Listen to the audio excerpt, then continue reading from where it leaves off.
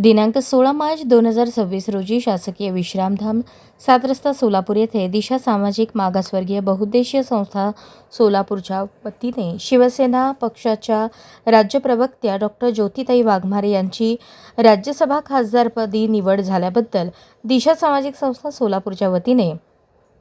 संस्थापक विठ्ठल तलवारे, सक्षम व अभ्यासू अध्यक्ष डॉक्टर योगेश पल्ललू यांच्या हस्ते शाल व बुके देऊन त्यांचा सत्कार करण्यात आला। याप्रसंगी सेक्रेटरी नरसिंग मिसालोलू, खजिनदार लक्ष्मण मिसालोलू, प्रसिद्धी प्रमुख हनुमंतू भंडारे, कार्यकारिणी सदस्य अंबादास मुत्ताल आदी उपस्थित होते। सदर नवनिर्वाचित खासदार प्राध्यापिका ज्योती वाघमारे म्हणाल्या की दिशा सामाजिक बहुउद्देशीय संस्था ही जांबुमुनी मोची समाजाबरोबर सर्व समाजातील लोकांच्या बहुउद्देशीय विकास कामासाठी काम करणारी संस्था असून समाजातील गोरगरीब व अन्यायग्रस्त गरजू निराधार लोकांच्या कल्याणासाठी असल्यामुळे